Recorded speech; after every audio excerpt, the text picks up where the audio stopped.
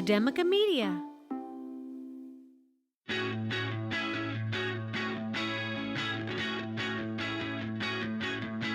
From Academica Media Studios in Miami, Florida, it's Big Ideas in Education, a weekly recap of inspiration and innovation in your schools. Hello, everyone. Welcome back to Big Ideas in Education. I am your host, Dr. Sarah Boulos-Fye of Somerset Academy Schools, joined, of course, by my co-host, Ryan Kairalla from Doral College. Hi, Ryan. Hi, Sarah. Great to be chatting with you. Great to see you. It's been a little bit. We had a couple weeks off here and there for various reasons. Some holidays, some, I think, technical difficulties with our schedules. Well, if you can believe it, viewers and listeners, we're not full-time podcasters. No one would believe that. Try. You would think as good as we are at this, like it would be our entire income. But no, we are actually educators out in the world doing education things, and sometimes just, it's end a of the year, busy. Yep, busy time of year. And speaking of which, this is coming out on a busy day where you may not be getting education content because this is coming out on Memorial Day. So I hope you have a happy Memorial Day. We wanted to throw an extra episode out there because we wanted to fill up the tank, so to speak, a little bit. But I do want to let you know, and we'll talk about this a little bit at the end of the show, we are going to take a little break this summer. We both have been, as Ryan mentioned, working very hard during this school year, like to spend a little bit of summer break with our families and have a little bit of a mental health break. And I think that is good for all of us, especially if you are in the education space. So Ryan, what do you want to talk about today? Well, Sarah, it's been no easy task for schools and school districts lately to help students catch up academically after prolonged school closures caused by the pandemic. Certainly, we've covered that a lot on this program. But the data out there suggests that after-school programs can be an effective solution to help students close learning gaps. But as a recent article in EdWeek has shown, logistical problems are often preventing these programs from serving all of the students who need them. And interestingly, the problem isn't really a lack of funding for these programs, with many school districts holding sufficient reserves of pandemic relief dollars. Instead, the article notes that schools are struggling to hire enough staff to support the wait lists of students who want to be served. From the article, quote, "After-school programs need to be run by high-quality teachers who tie the lessons back to content students learn during the normal school day. Extra time on its own isn't enough. Districts have to be intentional in how they use it. Unfortunately, 85% of after-school programs are reporting staffing issues, according to a 2022 study. Further compounding the problem is the fact that students who tend to need after-school programs also tend to be the ones that are least likely to participate. Nearly 2/3 of schools with after-school programs have 50% or less low-income students. And even with schools seeing increased funding post-pandemic, there are still some that are starting to feel the financial pinch of rising operating costs. The study shows that 93% of after-school programs are reporting higher operating costs, with 47% seeing increases of more than 10% this year. This data was pretty illuminating to me, Sarah, in terms of just really acknowledging, one, the value that after-school programs can have in achieving positive learning outcomes for students, but understanding that you can't just have an after-school program. It can't just sit there and then it's a panacea, right? It needs to be staffed by the right people, by qualified educators, and you need to make an affirmative effort to tie the things that the students are learning in the school day to the after-school program to get these positive results. And right now, there's a lot of schools that are struggling to finding the staff members to do that.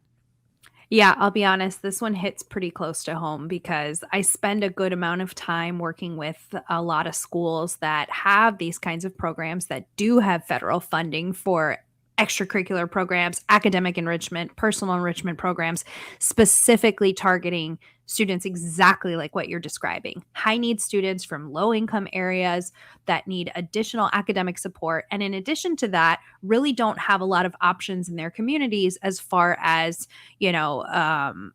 safe places for them to go after school and to get any kind of additional enrichment, whereas in maybe higher income areas, if your family has a higher income or if you're from a higher SES family, you might have soccer after school and you have chess club and you have all of these options, right? But then I think I'm joking because we did chess club not too long ago, but they are good options. Whereas in our lower income schools, those are not always available for students and their families. One, because of affordability or because of location. And I'm becoming keenly aware of how few and far between these programs really are. So when schools are able to fund these, to get the grants to fund them or other programs to fund these, it is incredible. But the idea that we can't staff them appropriately, again, hits really close to home. I've been working with a lot of principals who are and I know to get personal, I know I've been talking with teachers and with the state, we go through these programs with the state, talking to our directors and saying, we're offering money and we cannot get people to fill these positions. Doubling what the rate would have been a few years ago, right? When I was doing after school or Saturday programming a few years ago in schools, we've more than doubled what we would offer. And the state is allowing us to offer that and use grant funds to cover it. And we still can't get people. And I think there's a lot of reasons for that. One reason that I think a lot of us are recognizing is that our school teachers are exhausted. And so it's not even a matter of whether they are being enticed to be there by higher salaries or not, but they are exhausted at the end of the day. And to ask them to put in additional hours every single week is just not feasible for them. And so that commitment, when we've asked teachers to do that, they cannot commit to that. I have seen a lot of schools try some different creative things to kind of combat this. So a few schools that I've worked with that I know have tried different things recently that have been making a difference is that instead of asking teachers to commit to, let's say you're going to run your after school program for 7 months out of the 10-month school year. Let's say you're doing that. Instead of asking teachers to commit to all 7 months, they might say, I just want you to commit to every Wednesday, right? And so we get more teachers to participate, but for less amount of time. Or they have done things like, I would like you to commit to just this 1 month. And they focus their efforts on like, okay, well, October is going to be math month. And we're going to focus with the math department teachers and really have an intense program in math in October and then maybe again in February, right? And so we're asking teachers to commit, but for a much shorter amount of time in more intense bursts. And for some, that commitment seems a bit more doable, right? That seems a bit more, not as intense as thinking, okay, I already worked the whole day. I'm exhausted. And then I have to put in another hour and a half, 2 hours after school. And then I'm stuck in rush hour traffic. And then I got to go home. It's a lot to ask of people who are already there all day, usually before school starts, getting their lessons ready, during school, through their planning, possibly very short lunches. I mean, it's an exhausting day. So just putting some ideas out there. If you are an administrator listening to this and thinking, yeah, I would love to have more programs next year, but guess what? Nobody wants to stay. Getting more creative with the way that you schedule it might be a more enticing offer to the teachers who are qualified and may be interested, but are just really overwhelmed by that commitment. Do you have any thoughts on the other piece of data from the article that talks not about the staffing issues, which is certainly a big one, but actually getting the students who need these services to be able to get there? And, obviously you're dealing with a lot of sociological factors there, making sure that students have transportation and resources. And, you can have all the staff members in the world, and if we can't get kids in the building for that after school care, we're not going to be able to get the outcomes we want. I mean, it may not be a popular answer, but I think the only way to really get kids to be there after school is working on understanding why they're not there and incentivizing them to be there. So if you're listening to your families and you're talking to them and they're saying, well, we can't be there because we don't have transportation for our kids, then you need to find a way to get that transportation to be available. If you're hearing your students and they're saying, yeah, I'd rather go to the YMCA after school because they have a pool. Well, you may not be able to build a pool, but what can you do to make your program fun and interesting? Or what can you do to get your student maybe sometime in the academic program that they need, and then still get them time to be in the pool if that's something that they're passionate about? Finding a way to meet the needs and meet your families where they are, and then incentivizing your students so that they can see the benefits of what you're offering. So talking to the families, finding out where the pain points are, and being, taking, affirmative steps to addressing those specific needs, and that will bring the students into the program. Absolutely. And those insight. needs are very different depending on whether you're talking about like elementary students, middle school students, high school students, right? I can tell you, as somebody who taught in high school for a long time, a lot of the barriers that we had when it came to students staying after school were that our students needed to either be in sports because they were scholarship eligible, or because they needed to go to work because they were part of the income earners for their family. When you're in a situation like that, it's not so easy to just say, we give you a bus and that's going to make things better. You really need to think about what's going on with your families. When can you provide additional intervention for your students and make it reasonable for them? And really be honest with yourselves about, is this child really going to come and, instead of going to football practice, come and do algebra? No. It's always interesting to see the stories that really light you up, Sarah. There's certain things that I know just like tap into something about your experience and your background and your expertise, and you just have a lot of fantastic insights when I can pick the right story.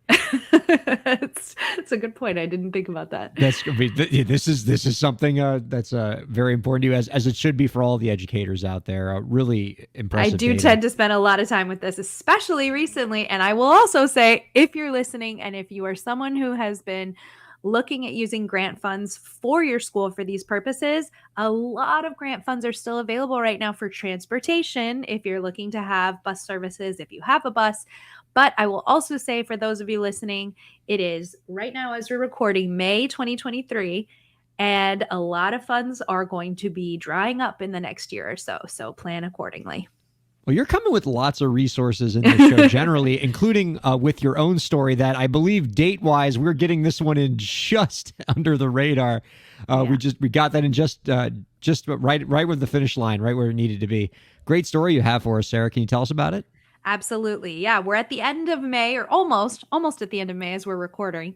And as many of you know, May is Asian American and Pacific Islander Heritage Month here in the United States.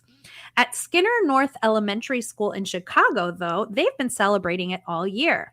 That's because lessons about Asian American history are a staple of their lesson plans. Through the Teaching Equitable Asian American Community History, or TEACH Act, Illinois public K-12 schools include a unit on the history of Asian Americans in Illinois and the Midwest, as well as Asian Americans' contributions towards advancing civil rights in the U.S.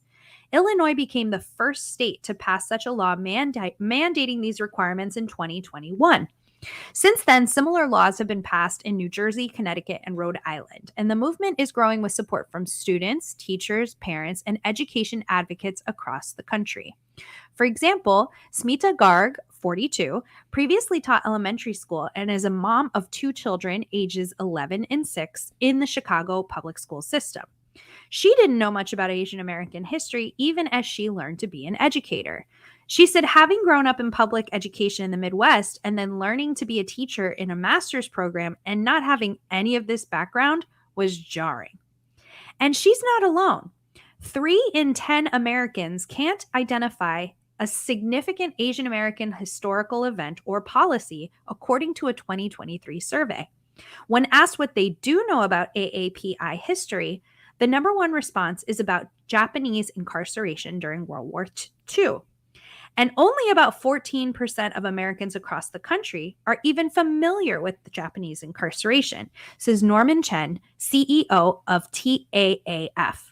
It's such a historic and painful moment in our country's history. So it's really necessary that we have more of AAPI history taught in schools to learn from the past and make sure we don't repeat the mistakes that occurred.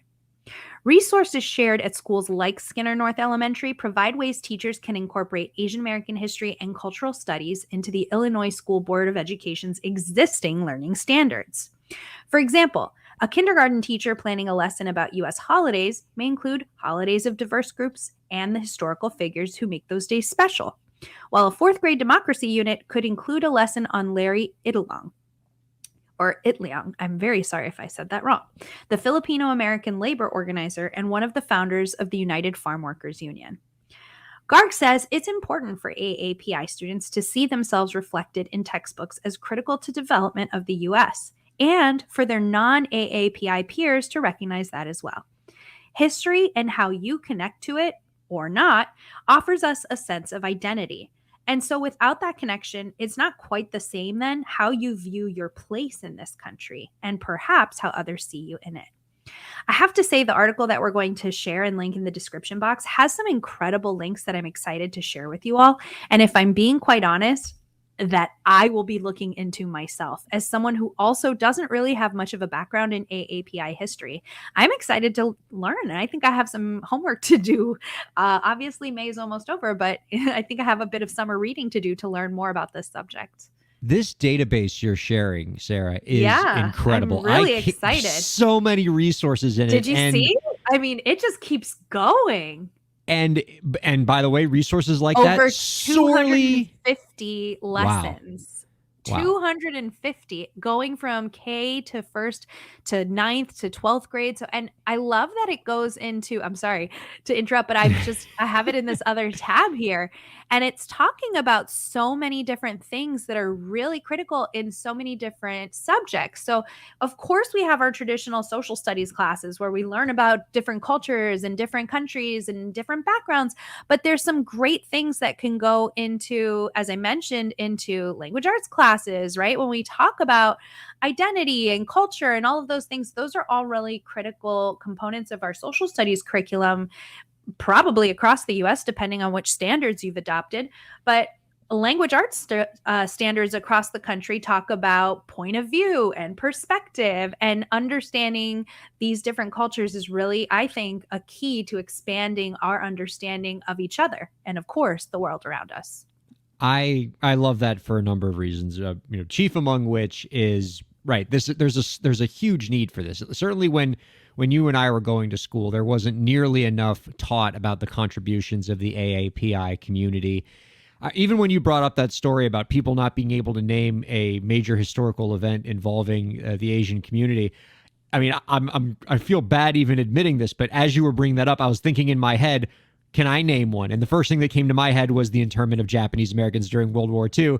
And then you mentioned the next part of the study where that was the first thing that other people mentioned. I was like, oh gosh, I wish I got more education in this field. Right. And so, and furthermore, we want to see more education that doesn't just acknowledge the tribulations of these communities in the United States, which is certainly worth acknowledging, but also acknowledging the achievements of this community and the role that this community has played in advancing our country's progress. The other thing that your resources do, which is awesome, and it's something that we've talked about on the show with respect to African American history, is not just relegating the achievements of this community to a social studies class, but rather integrating it across the curriculum in science classes, in English classes, because that's really the way to acknowledge these communities. And it's such a critical component of culturally relevant pedagogy, right? And as educators, we're taught to make sure that we're open to and respecting the different and diverse backgrounds that our students come from. But it goes beyond just tolerance and acceptance, right? It goes into appreciation and celebration. And I loved the quote that Ms. Garg mentioned about how we connect to our history or how we don't connect to it, right? There's as much to learn from when there's not a representation there, or if the experiences of another group are so vastly different from our own. There is a lot to be learned there. And there's some amazingly respectful and great ways that we as educators can learn ourselves to talk about these things. But always, and I think I've said this before on the show, always it's the adults first that need to learn and make sure that we are doing the work to understand what's going on and what these experiences might be. And while I think it's important to not only focus on the tribulations of any one group, I think it's important for us to make sure as educators, we are educating ourselves on how a group might interpret a situation or an event in a way that's different from our own? And what biases and what gaps do we have in our own understanding of our history before we present it to students who may be especially vulnerable? Powerful insight. And again, those resources that we're going to put in the show description go a long way in helping people do that. Really terrific, Yeah, I'm Sarah. really excited. I can't believe they shared that just as common available resources. It feels like something you would have to pay money for, but I'm really excited we found it and are happy to share it with everyone here. Well, as I mentioned at the top of the show, we're going to be taking a little bit of an extended break now over the summer. So we'll be taking the months of June and July off, and then it's kind of feeling things out once we get back into the school year to spend a little bit of time with our families, have a little bit of a break. And also, as I'm encouraging all of you to do, is just take a little bit of a mental health break and make sure that you're feeling good and taking care of yourself, right? As we hear so many people, drink water, take breaks, go for a walk. Although I will say it is now late May. It feels very much like summer, and it is very hard to go for a walk in Miami because if it's not pouring rain, the mosquitoes will get you. So here's another one for you. Wear some sunscreen if you can and some mosquito repellent. It's great to see you all. It's great to talk to you. We are going to give you a little bit of a chance to miss us, and we will be back at the end of the summer, I should say. In the meantime, if you have anything interesting you'd like to talk about, reach out to us using the hashtag Big Ideas in Education. You can do so. I'm at Read with Phi, and Ryan is at Ryan Kair. We love being a part of this community, learning with you, sharing with you. We'd love to learn what you're learning about. Have a great summer, everyone.